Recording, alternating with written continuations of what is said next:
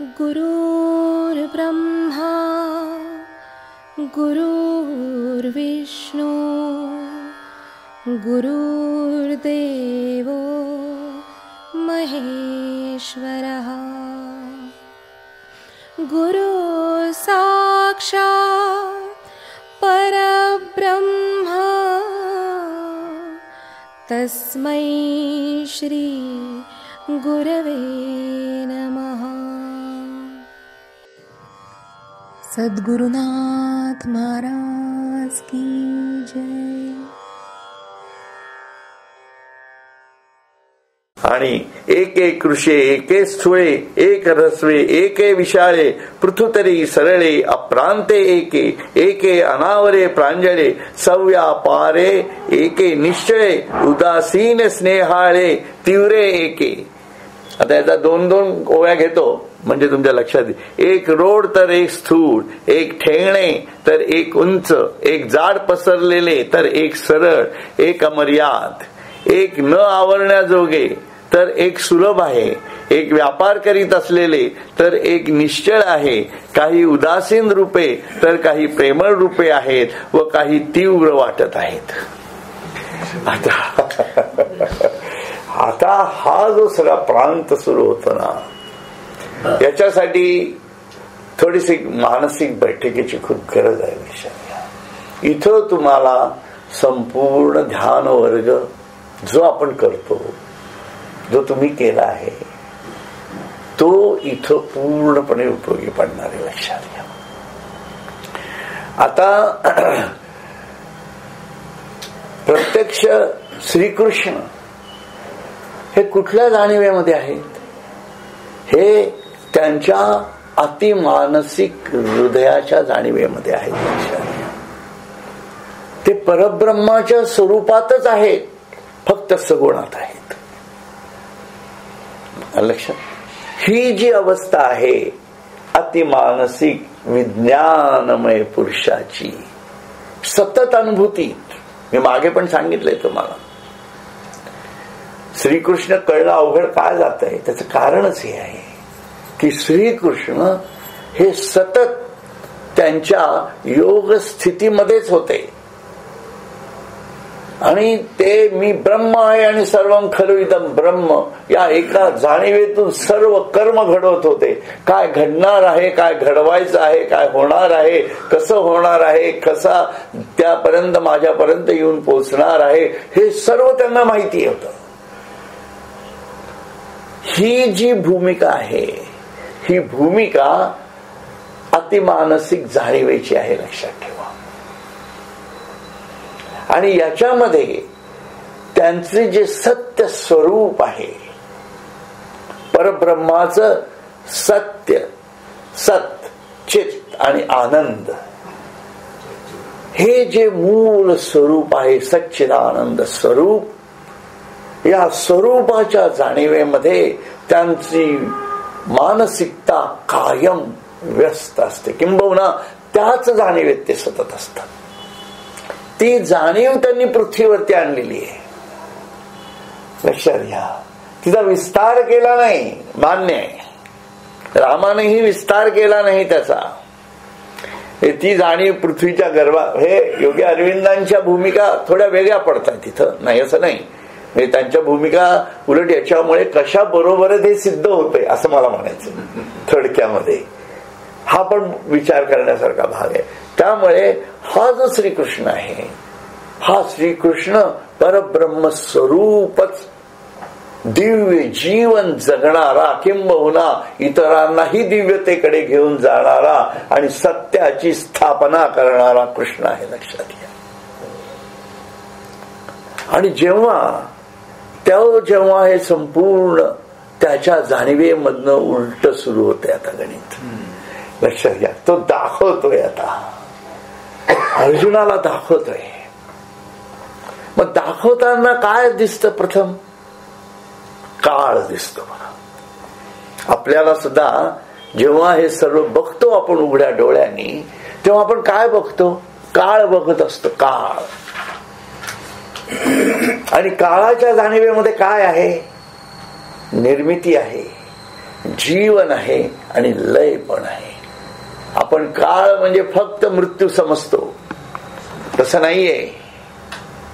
काळ हा ईश्वराचा म्हणजे काय म्हणतो आपण, शक्ती स्वरूपातली जाणीव आहे. पण काळ म्हणजे ईश्वर नाहीये, हे तितकंच खरं आहे.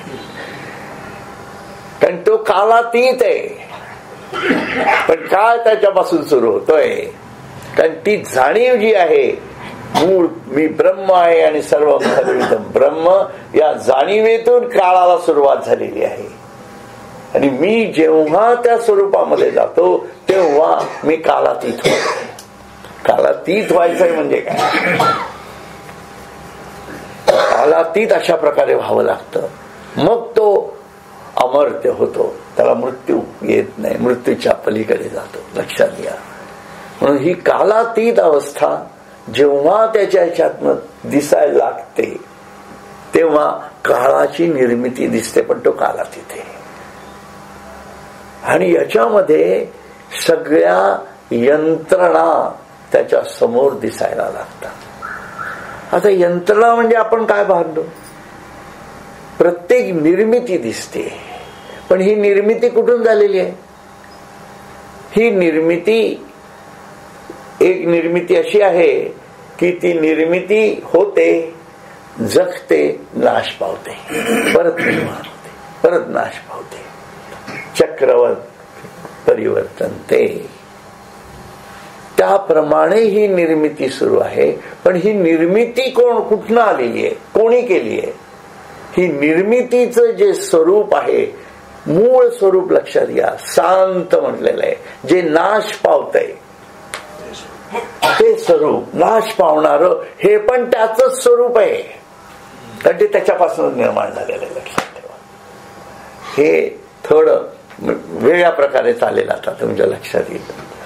आणि त्या सर्व निर्मितीच्या आतमध्ये जे तत्व बसलेलं आहे, जे अध्यात्म तत्व बसलेलं आहे, ते त्याचं सत्य स्वरूप आहे, सत्य अस्तित्व आहे. लक्षात घ्या. म्हणून त्या सत्य अस्तित्वाला एक प्रकारे त्याच्यावरती पांघरून घेऊनच सृष्टीची निर्मिती होती, हे त्याला दिसतंय. आणि म्हणजे याच्यामध्ये जे नाश पावत आहे त्याला क्षर म्हटलेलं आहे, म्हणून त्याला क्षर ब्रह्म असं पण म्हणतात. आणि जी आत्मवस्तू जी आहे त्याच्या आतमध्ये असणारी ती, जे खरं मूळ अस्तित्व आहे ते अक्षर ब्रह्म, क्षर ब्रह्म आणि अक्षर ब्रह्म. म्हणजे ईश्वराचं स्वरूप काय आहे, अक्षर ब्रह्माचं स्वरूप आहे. आणि हे त्या पराशक्तीतनं तयार होते, जो तिचा आविष्कार चित्त या स्वरूपातला आहे. सच्चित ही जी चित शक्ती आहे त्याला आपण पराशक्ती म्हणतो. ती या पराशक्तीच्या जाणीवा त्याला दिसायला लागतायत. आणि त्या परेमधून हे क्षर म्हणजे नाश पावणार ईश्वराचं सगुण स्वरूप. बघा, ईश्वराचं सगुण स्वरूप नाश पावणार आणि ईश्वराचं अरूपाचं स्वरूप म्हणजे निर्गुण स्वरूप, अद्वैत स्वरूप, जे चिरंतन स्वरूपाला आपल्याला जाणवतं, तेही त्याचं स्वरूप आहे. लक्षात घ्या. म्हणून नाम रूपात्मक जाणीवा कशा प्रकारे आपल्या समोर आणता यायला पाहिजेत, याची कल्पना या विश्वरूप दर्शनाच्या भूमिकेतून आपण समजून घेऊ शकतो. कारण हे तत्वज्ञान माहिती असल्याशिवाय विश्वरूप दर्शन करणारच नाहीये कधी. 9व्या आणि 10व्या अध्यायात जे सर्व सांगितलेलं आहे ते का महत्वाचं आहे, कारण त्याशिवाय ईश्वराचं स्वरूपच कळणार नाहीये कधी. म्हणूनच नामदेवांना सांगितलं ना की अरूपाचं रूप बघ, सगुणात अडकू नको. हे का सांगितलं? मग नामदेव महाराजांना गुरु म्हणून ज्ञानेश्वरांनी जर अर्धवट ठेवलं असतं तर सांगा. ते तर परमप्रेम स्वरूप आहेत. काय मुक्ताबाईचा किंवा ज्ञानेश्वर महाराजांचा आणि नामदेवाचा संबंध तसा पाहिला सर. आणि त्यांनी सर्वम खलु इदम ब्रह्म या जाणीवेतून नामदेवापर्यंत जाऊन पोचले. हो, अरे नाही, हा भक्त आहे, ईश्वराचा भक्त आहे, हा सगुणामध्ये आहे, त्याला निर्गुणात पोचत व्हायला पाहिजे. आता का त्यांचं अंतःकरण गदगदून येणार नाही मला सांगा तुम्ही. त्यामुळे या भूमिका ज्या आहेत अर्जुनाच्या जाणीवेमध्ये शिरायला लागतात आणि याच्यामधनं मग ईश्वराचं सगळं स्वरूप, विविधता, भेद, शक्तीच्या यांत्रिक स्वरूपातल्या सर्व शक्ती, शक्तीचं मर्यादित स्वरूप, शक्तीचं अमर्याद स्वरूप, हे सर्व दिसतंय. पंचमहाभूत कशी निर्माण झाली आहे, आकाश स्वरूप काय होतं, वायूचं स्वरूप काय झालं, विविध देवदेवता, या सर्व देवदेवता ज्या आहेत या सर्व ईश्वराच्या पासूनच तयार झालेल्या आहेत, लक्षात ठेवा. आणि आपणही सर्व जीव हे सुद्धा ईश्वरापासूनच निर्माण झालेलं असतं. म्हणून या संपूर्ण ब्रह्मांडामध्ये, आणि तेही आता या भूमिकेवरती आहोत आपण की अनंत कोटी ब्रह्मांडामध्ये जी जी निर्मिती आहे ती सर्व निर्मिती फक्त आणि फक्त परब्रह्माचीच आहे. याच्यापेक्षा दुसरं कोणी काही करूच शकत नाही. लक्षात हे कळणं, हे अनुभवात येणं आणि त्या ज्ञानाच्या भूमिकेतून श्रीकृष्णाला समजून घेणं, मग ती भक्ती तयार होते. ती निर्गुण भक्तीची जाण होते. लक्षात ठेवा, खूप वेगळ्या प्रकारची गणित आहे ती. आणि या गणितातनं आपण अर्जुनाला का धरायचं हे आपल्याला कळतंय. दोन्ही गोष्टी येतात त्याच्यामध्ये. म्हणून पुढे म्हणतात का की एक कृषे एक स्थूळे, एक रोड तर एक स्थूळ. आता हे सर्व फरक दिसायला लागले बघा. त्याला अजून दिसत नाहीये, हा व्यक्त करतोय. आता श्रीकृष्ण स्वतःला अव्यक्ताला व्यक्त करतोय, अरूपाला रूपात आणतो आहे, ज्ञानाला अज्ञानात नेतो आहे. बघा उलट आलं की नाही गणित. परेला अपरेत नेतो आहे, जाणीवेला नेणीवेत नेतो आहे. तेच सर्व आहे. तशा प्रकारची ही भूमिका आहे बघा. खूप सुंदर आहे. एक रोड तर एक स्थूळ, एक ठेंगणे तर एक उंच, एक जाड पसरलेले तर एक सरळ, एक अमर्याद. म्हणून या सर्व भूमी, आता तुम्ही कुठल्याही गोष्टीला हे लावा,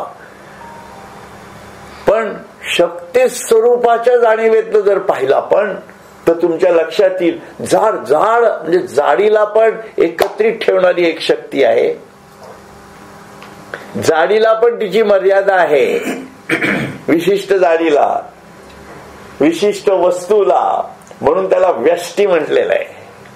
लक्षात घ्या. म्हणून प्रत्येक व्यष्टीला तिची तिची भूमिका आहे.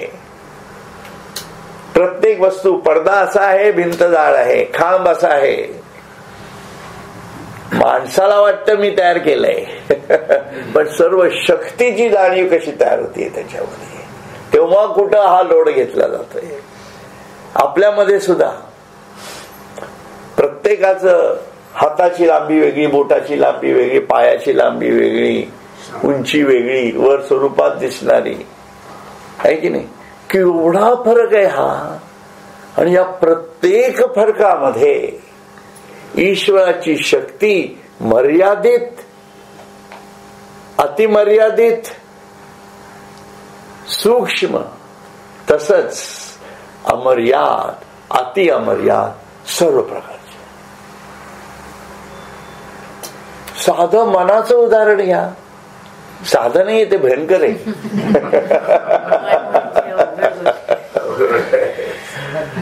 किती सूक्ष्म होतं, सूक्ष्म होतं, सूक्ष्म होतं. किती विशाल विशाल विशाल होऊन जाऊ, अगदी त्या परब्रह्मापर्यंत जाऊन पोहोचू शकतो. मग ही मनाची शक्ती नाही का? मग ही अरूपाची शक्ती आहे. ती रूपात येते म्हणजे काय? कर्मात येते. रूपात येते म्हणजे कर्मात येते. म्हणून माझ्या कर्माला बंधन येतात, शारीरिक बंधनाला. सुंदर आहे ना? विश्लेषण सुद्धा समजून घेण्याचं. एका ओळीवरतीच बोलतो मी, अजून पुढे जात नाही. असं झालंय ते गणित. कारण हे सगळं पुढे पण लागणार, येणार आहे, नाही असं नाही, पण मलाच राहत नाहीये. काय काय सांगून काय काय असं काहीतरी तो प्रकार होतोय. एनिवे, तर अशा प्रकारे एक आवडण्याजोगे तर एक सुलभ आहे. बरं, मन आवडता येतं का? नाही, पण तेवढं सुलभ पण आहे ना, वळवताही येतं. सगळ्या गोष्टी आल्या त्याच्यामध्ये. आणि काही आपणच आपल्याला समजून घ्या. बाकीचं जग, वस्तू, नामरूप वगैरे सोडून द्या. आपणच आपल्याला समजून घ्या. आणि हे सगळं स्वरूप आपल्या आतमध्ये आहे. या सर्व शक्ती, हे विश्वरूप दर्शन जे कृष्णाने दाखवलं आहे ते आपल्या आतमध्ये बसलेलं आहे. केवढं विचित्र आहे. आणि आपण म्हणतोय मला दिसावं म्हणून देव. बरोबर, असं ते सगळं गणित आहे बघा. भयंकर आहे. काही उदासीन रूपे तर काही प्रेमळ रूपे आहेत व काही तीव्र वाटत आहेत. म्हणून या प्रत्येक जाणीवांमध्ये त्या स्वरूपाच्या बदलात कसे होत गेलेत बदल बघा. खरं तर आधुनिक टेक्नॉलॉजीच्या दृष्टीने असा एखादा सिनेमा काढला पाहिजे असं मला वाटतं काही वेळा, की कशा प्रकारे हे सगळं प्रोसेसिंग होत आहे की नाही. एके घूर्णिते सावधे असं लगे, एके अगाधे, एके उदारे अतिबद्धे क्रुद्धे एके. बरं का, काही रूपे धुंदीत असलेली तर काही सावध दिसत आहेत. काही सूक्ष्म दिसतात तर काही रूपे फार मोठी आहेत. काही रूपे उदार, काही कृपण व काही क्रुद्ध आहेत. सर्व वृत्ती बघा कशा तयार होत आहेत. म्हणजे ही जी शक्ती म्हणतोय ना, तो अगोदरच्या विभूती योगात त्यांनी सांगितलेलं आहे. 9व्या अध्यायातही सांगितलंय की हे सर्व माझ्यापासून निर्माण झालेलं आहे. आपण म्हणतो की मला राग येतो, मग तो कसा घालवू, मला असं वाटतं, तसं वाटतं वगैरे. घालवताय कशाला? अहो, ते ईश्वराचं देणं आहे. काय विचित्र गणित झालं ना आता. ते ईश्वराचं देणं आहे. ईश्वराने निर्माण केलाय राग. बरोबर आहे ना. मग तो राग जो आहे, माझ्याकडे काय आहे? राग आहे. माझ्याकडे काय आहे? वासना, इच्छा आहेत. माझ्याकडे काय आहे? असं आहे. असं हे मी माझं म्हणतोय ना. ते ईश्वराने निर्माण केलं आहे. ते त्याला समर्पण करत जा. किती सोपा मार्ग आहे हा भक्तीचा. माझं म्हणत बसण्यापेक्षा राग माझा आवरण्यासाठी मी काय करू? अरे काय करायचंय? देवाला अर्पण कर. वेगळं काय करू शकतोय तू? आहे का काही ताकद वेगळं करण्याची? असेल तर सांग. कोणालाच मार्ग सापडला नाही अजून. आपल्या वासना, इच्छा कशा अर्पण करायची, कशा त्यातनं बाहेर पडायचं. रामदास स्वामी सुद्धा म्हणतात, अनुदिने अनुतापे तापलो राम राया. का म्हणतात? कळलं पाहिजे ना कुठंतरी आपल्याला की अरे बाबा, हे अर्पण करायच्या वस्तू आहेत. यातनं तू बाहेर पडूच शकणार नाहीयेस. तू त्या याच्यात. म्हणून या ज्ञानाच्या अभिसरणामध्ये सातत्याने स्वतःचं मन, बुद्धी, चित्त घोळवत राहा. सतत हे नामस्मरण कर. मग तो हृदयातनं बाहेर येणार आहे. तुला प्राकट्य तुझ्या हृदयातनं तुला दिसणार आहे. त्याला सुहास्य वदन प्रसन्न दर्शन निर्मलांत. ही व्यक्तिमत्व घडव. आणि मग तुझ्या लक्षात येईल की तो राग आहे ना, असू दे ना. त्या वासना, इच्छा आहेत ना, असू दे ना. ही पोरं बाळा आहेत ना, असू दे ना. तू तुझ्या जाणीवेत राहा राजा. तू ब्रह्म आहेस हे विसरू नकोस आणि त्या भूमिकेतनं जीवन जग. म्हणून अर्जुनाला का हे करावं लागतंय, सर्व दाखवतोय की त्याला तू मी कृष्ण आहे, मी ब्रह्म आहे हे तू समज आणि तूच हे सर्व निर्माण केलंय असं समज. कारण तू आणि मी एकच आहोत. आणि तुला हे जे मारायचं वगैरे जे म्हणतोयस ना, ज्यांच्यामुळे तुला हा एक प्रकारचा तुझ्यामध्ये जी लिथार्जी आलेली आहे ती लिथार्जी घालवून टाक आणि युद्धाला उभं राहा. कारण हे तुझंच कर्तव्य आहे, दुसरं कोणीच करायला करू शकत नाही. म्हणून तुझ्या इच्छा, तुझ्या वासना, तुझा अहंकार हा तुलाच तोडायचा आहे. मी अहंकारी आहे खूप, मग देवाला कसा प्रार्थना. देवकांचे प्रश्न असतात. मी दारू पितो, मग देवाच्या दर्शनाला कसा जाऊ. मी मांस खातो, मग या संतांना भेटायला कसा जाऊ. अरे खा ना, पी ना, पण त्यातनं बाहेर पड ना. ते पडायचंच नाही, त्यालाच धरून बसायचं. या खांबाने मला धरलंय, सोडायचंच नाही खांब आणि म्हणायचं खांबाने मला धरलंय. म्हणून हे सर्व करत बसण्यापेक्षा आपलंच देऊळ जे आहे शरीराचं तेच मंदिर करायचं आहे आणि त्या मंदिरामधल्या स्तंभाला धरून बसायचं की जोपर्यंत ते मंदिर आहे तोपर्यंत मी देवासमोर बसणार आहे. हा हनुमंत आहे, लक्षात घ्या. हा रामासमोर सतत उभा राहतोय. मग त्याला काळजी नाहीये की माझ्यात कुठल्या इच्छा आहेत, कुठल्या वासना आहेत, कसं सोडू, कसं. डोंट वरी. वेगळी भूमिका आहे. याचा अर्थ ते सगळं करायला परवानगी दिली असंही समजायचं काही कारण नाहीये. कारण सुरुवातीच्या जाणीवांमधनं जेव्हा जावं लागतं आपल्याला तेव्हा या यमनियमांचं पालन हे करावंच लागणार आहे. कारण त्याशिवाय मन बाहेर पडेल कसं, आहे की नाही. शाळेमध्ये बेचा पाडा शिकण्यासाठी किंवा गणित शिकण्यासाठी पट्ट्या खाल्ल्याच ना आपण हातावरती, का नाही खाल्ल्या? खाल्ल्या. मग त्याच्यातनं काय झालं. आता जर त्या भाजीवाल्याकडे गेलो तर मी 40 रुपयाचे 5 किलो बटाटे घेतले समजा, किती रुपये झाले? 200 रुपये झाले. गणित परत पट्टी खाली लागली का? नाही, अंग बोलताय तसे. नाही तर भाजीवाला हात पुढे कर, पट्टी मारतो मग सांग. तसं नाही होणार ना ते, असं गणित.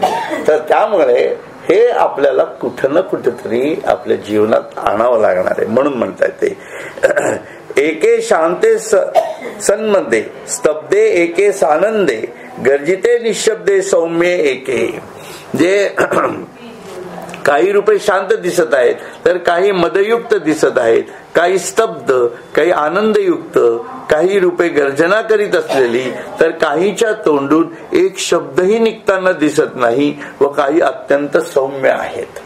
म्हणजे तुमच्या इथं लक्षात येईल की प्रत्येक जाणीव आणि प्रत्येक गोष्ट विविध भूमिकेतनं कशा प्रकारे निर्माण होती आहे कृष्णाच्या. आणि या सर्व शक्ती स्वरूप आहेत बघा, हे लक्षात येईल. कारण तुम्ही जर शक्ती म्हणजे नेमकं काय असा जर विचार केला तर तुम्हाला हे कळणार आहे. सौम्य काय आहे? मी सौम्य असतो म्हणजे काय असतो? शांत असतो, हा शब्दार्थ झाला. पण ती प्रक्रिया घडवणारी शक्ती आहे ना आतमध्ये, मी त्या शक्तीची उपासना आहे. ही ती शक्तीची उपासना आहे. मी रागावलेला असतो म्हणजे काय असतं? माझ्यामधली ती शक्ती अजून वाढलेली आहे. ती शक्ती सौम्य होतीये, ती शक्ती मवाळ होतीये, ती शक्ती रुद्रावतार धरते. एकाच शक्तीचे परिणाम मला अशा विविध ठिकाणी दिसत आहेत असं ते म्हणायचं. म्हणून शक्तीचा शोध कसा घ्यायचा आपल्या वृत्ती न ते समजणं खूप गरजेचं आहे असं म्हणतात ते. एके साभिलाषे विरक्ते उन्निद्रते एके निद्रिते परितुष्टे एके आरते प्रसन्ने एके. काही रूपे शांत दिसत आहेत ते झालं. काही रूपांच्या ठिकाणी अभिलाषा दिसून येते. बरोबर, आपल्यामधल्या ज्या गोष्टी आहेत हे जे मी म्हणतोय ना त्याचं कारण हे आहे की अभिलाषा आपल्यामध्येच असते. काही निरीक्षा असतात, आपणही काही बाबतीत निरीक्षा असतोच की, बरोबर आहे की नाही? असं काही नाही की आपण आधी सगळ्याच गोष्टी मला हव्या असं म्हणत नाही, आहे की निरीक्षा असतो. काही रूपे जागी तर काही निजलेली, काही रूपे अत्यंत संतोषयुक्त तर काही रूपे सवासन म्हणजे वासने सहित आहेत व काही प्रसन्न आहेत. म्हणजे हे सर्व गुणात्मक शक्तीचं कार्य त्याच्यामधलं त्याला जाणवायला लागतं. एके अशस्त्रे सशस्त्रे, एके रौद्रे अतिमित्रे, भयानेके एके विचित्रे, लयस्थे एके. काही रूपे शस्त्ररहित आहेत दिसतात तर काही शस्त्र सहित दिसतात.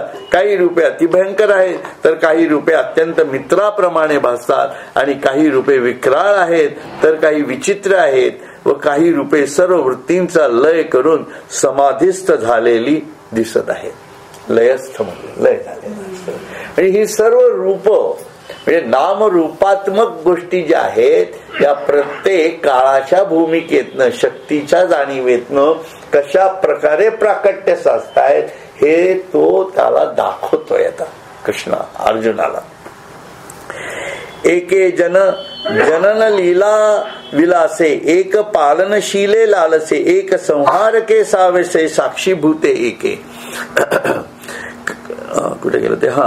काही रूपे प्रजोत्पत्ती रूप लीला करीत आहेत तर काही रूपांच्या ठिकाणी प्रजा पालनाची इच्छा दिसून येते. काहींच्या ठिकाणी सर्व सृष्टींचा संहार करण्याचा आवेश दिसून येतो तर काही रूपे केवळ साक्षी स्वरूप दिसत आहेत. आता हे जेव्हा आपण सर्व अभ्यास करतो ना, तुम्ही स्वतंत्रपणे वाचा वाटल्यास एकदा, तर हा अभ्यास आहे. आम्ही आता तुम्हाला फक्त डायरेक्शन देऊ शकतो, परंतु अभ्यास आपल्यामध्ये पेशी आहेत. या पेशी निर्माण होत आहेत, त्याचं जनन होत आहे. काही पेशी मरत आहेत, काही पेशी मरतायत म्हणजे समाधिस्थ होत आहेत, काही पेशी वाहत आहेत. हे सर्व घडतंय ना, मग हे काळाच्याच अधीन आहे ना. हे मी काय पेशींचं उदाहरण देतो, कारण त्या पेशींना पण शक्तीची जाणीव आहे. लक्षात म्हणजे थोडस एक्झॅगरेट करायचं नाही आपल्याला ते, पण थोड्या जाणीवेच्या स्वरूपातनं असंही समजा पाहिजे असेल तर आपण म्हणजे या ब्रह्मांडातल्या पेशी आहोत. आपल्या पेशीला आपलं विश्वरूप दर्शन कसं दिसेल, थोडक्यात विचार करा. सूक्ष्म झालं, एकदम सूक्ष्म झालं. आपली पेशी आपला भक्त आहे आणि त्या पेशीची जाणीव आणि आपली जाणीव एक झाली. पेशी मधून मी ब्रह्म आहे ही जाणीव तयार व्हावी लागणार आहे. लक्षात ठेवा. योगी अरविंदांचं तत्वज्ञान आहे. सर्व संतांनी ते सांगितलेलं आहे, नाही असं नाही. परंतु त्याच्यामधून ती पेशी जी 15 दिवसांनी मरत असते, ती पेशीच अमर्त्याकडे गेली तर तिला नाही इच्छा अमृतत्वाकडे जाण्याची. बरोबर आहे ना. मग तिचं आणि आपली मानसिकता एक झाली. आपण अतिमानसिक आहोत, ती अधोमानसिकतेत आहे असं समजा पाहिजे असेल. तुम्ही परब्रह्म आहात आणि ती अधोमानसिक. मग तिला ती तुमची जर आर्तपणे, तिची लढाई रोजची चालू आहे बघा आपल्या शरीरामध्ये. इंजेक्शन घेऊन तिला आपण सपोर्ट करतो आहोत, नाही असं नाही. काय देशपांडे सर, बरोबर ना. असं आहे ते. त्यामुळे हे करावं लागतंय आपल्याला. पण त्या पेशीला ती जाणीव आहे ना, कुठं ना कुठेतरी तिला स्टिम्युलेट होत आहे कुठंतरी, पण तिला कळत नाहीये की अरे मी काय करतो आहे, कुठलं कर्म करतोय, कोणासाठी करतोय आणि मी कोण आहे. सेम प्रॉब्लेम लक्षात ठेवा. इतक्या सूक्ष्म जाणीवेत शिरावं लागणार आहे आपल्याला. आणि मग त्या पेशीला आपलं विश्वरूप दर्शन दाखवायचं. तिला काय आनंद होईल.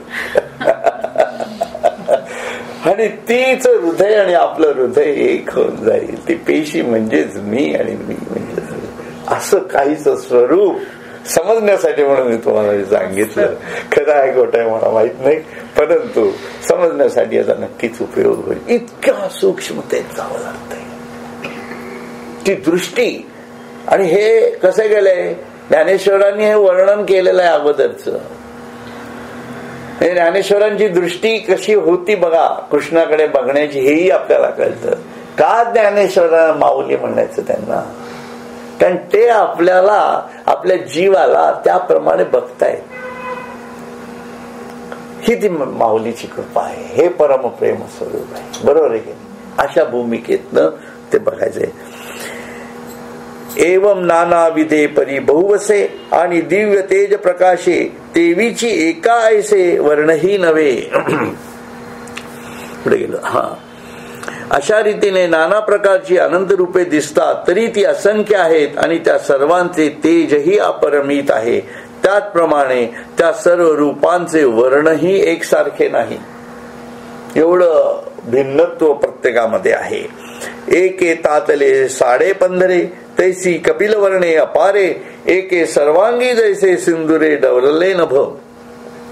तापलेल्या सोन्याप्रमाणे लालसर अशी काही रूपे अमर्याद आहेत व आकाशाला शेंदूर फासावा त्याप्रमाणे काहींचे सर्वांग शेंदरी रंगाचे आहे. हे वर्णन म्हणजे ज्ञानेश्वरांचा कल्पनाविलास म्हणू किंवा अनुभूती म्हणू, काय तुम्हाला ज्या पद्धतीत ज्ञानेश्वर पाहायचे असतील त्या पद्धतीत बघा, त्याप्रमाणे ते लिहिलेलं आहे त्यांनी. बरं का? एके सावियाची चुळुकी जैसे ब्रह्मकटाह खचिले माणकी, एके अरुणोदयासारखी कुंकुम वर्णे. कित्येक रूपे चमकणाऱ्या सोन्यासारखी पिवळी, कित्येक कित्येक शुद्ध स्फटिकाप्रमाणे पांढरी आहेत. एके सावियाची चुळकी, बरोबर आहे, व कित्येक नीलमण्यासारखी नीलवर्ण आहेत आणि कित्येक काजळासारखी काळी कुट्ट आहेत, तर कित्येक लाल रंगाची आहेत. हे प्रत्येक रूपाला वेगवेगळे रंग पण आहेत असं त्यांना विविधता म्हणतो ना. पण त्या संपूर्ण विविधतेच्या याच्यामध्ये संपुटामध्ये मूळ अस्तित्व एकत्वाच्या जाणीवेतनं बसलेलं आहे. म्हणून क्षर हे सर्व क्षराचं स्वरूप आहे आणि अक्षर जे आहे ते अक्षर हे मूळ अस्तित्व म्हणून मानलं गेलेलं आहे. म्हणून विश्वात्म भाव जेव्हा तयार होतो तेव्हा विश्वात्मक भावामध्ये अक्षर ब्रह्म हे माणसाला समजतं. क्षर आणि अक्षर हा पुढे येईल भाग, पण त्याचा थोडासा इथनं सुरुवात होते म्हणून मी सांगितलं तुम्हाला लक्षात. एके साव झालं, एके शुद्ध स्फटिक सोजवळे, एक इंद्रनीळ सुनीळे, एक अंजनवर्णे सकाळे, रक्तवर्णे एक. काय शब्द वापरतात ना, खरंच अवघड जातं बघा.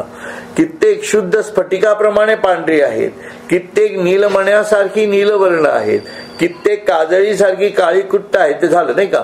कित्येक लाल रंगाची आहेत, कित्येक रूपे चमकणाऱ्या सोन्यासारखी पिवळी आहेत.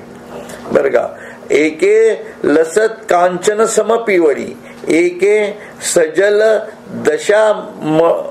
दशामळी, एके चांपे गोरी केवळी हरिते एके. आता याचा काय होतं, आपल्याला मराठी जुना असल्यामुळे अर्थ कळत नाही, परंतु लक्षात घ्या. कित्येक रूपे चमकणाऱ्या सोन्यासारखी पिवळी, लसात कांचन समपिवळी, एके सजल दशामळी, कित्येक नव मेघाप्रमाणे श्यामवर्ण. सजल म्हणजे मेघ असं त्याला दशामळी. एके चांपे गोरी केवळी, कित्येक चाफ्याच्या फुलासारखी गौरवर्ण आहेत व कित्येक हिरवी आहेत हरिते एके. अशी हे विविध स्वरूपाची. आता या प्रत्येक उपमेचा जर आपण अर्थ बघायला गेलो ना तर खूप वेळ जाईल. कारण मग चाफाच का म्हटलंय, त्याच्यातला मग सुगंध कसा आला, त्याचा रंग कसा आला, त्याच्या पाकळ्या कशा आल्या, हे सर्व मग लक्षात घ्यावं लागतंय. असं होतं ते. मग ते कारण ज्ञानेश्वर महाराजांची उपमा आहे ती काय आपल्या साहित्यिक लोकांच्या उपमा नाहीये. त्या सुद्धा कळायला खूप अवघड जातात काही वेळा. नाही असं नाही, मग ज्ञानेश्वरांच्या उपमाच्या गर्भात जर शिरलो, कारण हे परत ते वर्णन कोणाचं करतायत, त्या परब्रह्माच्या निर्मितीचं करतायत. हो, त्यामुळे त्या उपमांना त्यांचा स्वयंभू अर्थ आहे. आणि ती अवयव उपमा आहे. मागे आपण पाहिलंय, म्हणजे त्याच्या प्रत्येक अवयवाला ईश्वराची जाणीव चिकटलेली आहे. कारण आपल्या प्रत्येक अवयवाला ईश्वराची जाणीव चिकटली आहे ना. आपल्याशी ईश्वर कसा चिकटलेला आहे, तो शक्तीच्या क्षर स्वरूपामध्ये रूपात्मक आणण्यासाठी आपल्याला हे इथली कातडी अशी, इथली अशी, हे नख अशी, हा हाताचा रंग असा, कपाळाचा रंग असा, पायाचा रंग असा, तळपायाचा रंग असा, तिथल्या पेशी वेगळ्या, इथलं पेशी वेगळ्या, इथलं कार्य वेगळं, या आणि याची वाढ इथून एवढीच होणार का, माझे पाय हातापर्यंत जाणार आहेत का, हात पायापर्यंत जाणार आहेत का, असंही होत नाही. म्हणजे हे कसं सगळं शक्तीचं संक्रमण आहे आपल्यामध्ये. कोण घडवतंय? डॉक्टर सांगतील हो, एखाद्याचा हात लहानच झाला तर म्हणेल हा म्हणजे हा विचित्र मुलगा जन्माला आलाय. ते म्हणणं खूप सोपं आहे, बरोबर आहे. पण आपलं सर्वांचं सारखं सारखं घडत आहे, परत त्यात भेद आहेत, हे रंग रूप सगळंच बदलत आहे. आणि या सगळ्या याच्यामधनं आपल्या आतमध्ये असणारं मूळ अस्तित्व तुमचं आणि माझं सर्वांचं एकच आहे, ते अक्षर ब्रह्म. विषय असा आहे. आणि ही जाणीव अर्जुनाला येते, अर्जुनाच्या अनुभूतीत येते. कृष्ण दाखवते, बघ बघ बघ, असं ते भानगड आहे. खूप छान आहे हे. एवढं फक्त 4 राहिले तर संपवतं. एके तप्त ताम्र तांबडी, एके श्वेतचंद्र चौखडी, ऐसी नानावर्णे रूपडी देखे माझी. 136 नाही का. कित्येक तापवलेल्या तांब्याप्रमाणे तांबडी, तर कित्येक पांढऱ्या चंद्राप्रमाणे पांढरी आहेत. अशा प्रकारे नाना प्रकारच्या वर्णांची माझी रूपे पहा. हे जैसे का आनान वर्ण, तैसे आकृतीही अनारिसे पण, लाजा कंदर्प निघाला शरण, तैसी सुंदरे एके. हे जसे नाना प्रकारचे वर्ण आहेत, तसेच आकृतीतही नाना प्रकार आहेत. आता काही सांगण्याची गरज नाही वेगळं. काही रूपे अशी सुंदर आहेत की मदनही लाजेने शरण जाईल. अशी पण रूप आहेत काही काही, बरोबर की नाही. हे जे एके अतिलावण्य साकारे, एके स्निग्ध वपू मनोहरे, शृंगारशियेची भांडारे उघडली जैसी. शृंगार संपत्तीची भांडारे उघडल्याप्रमाणे काही रूपे अत्यंत सौंदर्य साकार व्हावे अशी होती, तर काही मनोहर तुकतुकीत शरीराची होती. म्हणून हा सर्व वर्पांगी फरक आहे बघा, म्हणून त्याला क्षर ब्रह्म म्हटलेलं आहे. पण प्रत्येकाच्या आत्मजाणीवेमध्ये काहीच फरक नाही. म्हणून क्षर आणि अक्षर करण्यासाठी हे फार महत्वाचं ठिकाण आहे विश्वरूप दर्शनाचं. लक्षात ठेवा, हे खरं काय चाललं आहे हे कळतंय याच्यातलं. इतकं सुंदर आहे ते. एके पिना वयव मासळे, एके शुष्के अतिविक्राळे, एके दीर्घकंठे विताळे विकटे एके. कित्येकांचे अवयव पुष्ट व मासल आहेत, तर कित्येकांचे देह शुष्क व रोड व अतिविक्राळ दिसतात. कित्येक देह लांब मान व मोठी डोकी असलेली आहेत, तर कित्येक वाकड्या तिकड्या आकाराचे आहेत. हे तर आपण पाहतो ते डायनोसॉरस, हत्ती, त्यानंतर रेडे, गाई, गुरं, काय विविध प्रकार आहेत. हे केवढे 84 लक्ष योनींमधली निर्मिती किती विविधतेने नटलेली आहे. पण हे सर्व कल्पकतेच्या जाणीवेतून मांडणारी जी बुद्धी आहे, ती बुद्धी केवढी वेगळी आहे बघा ना. हे आर्किटेक्ट काय स्वरूपाचं आहे, हे डिझाईन काय होत आहे, हा प्लॅन काय आहे, की ते सर्व पाहिलं म्हणजे कळतं आपल्याला. पण त्या दृष्टीने बघावं लागतंय. ते नेहमीच होतं की नाही, आपणच आपल्याकडे वेगवेगळ्या दृष्टिकोनातून बघावं. आपण नेहमीच झालं ना की मग ते आपल्याला हाताच काही वाटत नाही, नखांचं काही वाटत नाही. 8 दिवस झाले नख कापून टाका. अरे पण ते 8 दिवसात वाढली कशी, कोणी वाढवली? मी तर नाही वाढवलेलं ना. तर तुम्ही सांगताय रोज ढकलताय नकाला, असं काय होतंय? असं काय होत नाहीये. मग कसं घडतंय सगळं? आणि परत त्याचा रंग, म्हणजे आता हे खूपच अजून जेवढं खोलवर जाणं तेवढं ईश्वराचं स्वरूप कळायला लागतं. का खोलात शिरायचं आहे, का हा विचार करायचा आहे, हे सगळं स्वरूपाचं ज्ञान, विश्वरूपाचं ज्ञान आपल्याला घेता यायला पाहिजे. तेव्हा स्वामी म्हणतात स्वरूपी विश्वरूप देखिले, विश्वरूपी स्वरूप सामावले, स्वरूपा विश्वरूपा आगळे नित्य तत्व. एवढं आहे. म्हणून अनंत ब्रह्मांड, अनंत कोटी ब्रह्मांडाच्याही पुरून उरणारा, परत अनंत असणारा तो विश्वातीत. आपण बुद्धीने फक्त अनंत कोटी ब्रह्मांड नायक म्हणू शकतो, पण अनंत कोटी ब्रह्मांड नायकालाही स्वतःच्या कवेत घेऊन त्याच्याही पलीकडे अनंत असणार खरं त्याचं विश्वातीत स्वरूप मानलेलं आहे. लक्षात घ्या. मग कुठं राहतं माझं दुःख, कुठल्या इच्छा, कुठल्या वासना? मी माझे मावळ सर्व तू तुझे हो आता, मी तू पण जगन्नाथा हो वो एकची. हीच प्रार्थना उरते ना, दुसरं काय उरतंय का? म्हणून मी कुठलाच प्रयत्न करायचा नाहीये आयुष्यात. फक्त ईश्वराच्या भक्ती, त्याच्या ज्ञानात आणि त्याच्या जाणीवेतून होणाऱ्या कर्मात स्वतःला फक्त झोपून द्यायचं आहे. हा निजभक्त होण्याचा, हा गुरुपुत्र होण्याचा राजमार्ग आहे. लक्षात ठेवा, हा राजमार्ग आहे आणि त्यासाठी सर्व करायचं आहे. हे याच्यातनं आपल्याला कळतं बघा. एवं नाना विधाकृती या पाहता पार नाही सुभद्रापती, यांच्या एकेकी अंग प्रांती देख पा जगा. या प्रकारे नाना प्रकारच्या आकृती पाहता अर्जुना अंत सापडणार नाही, आणि या एका एकाच्या अवयवावर एक एक जग दिसत आहे ते तू पहा.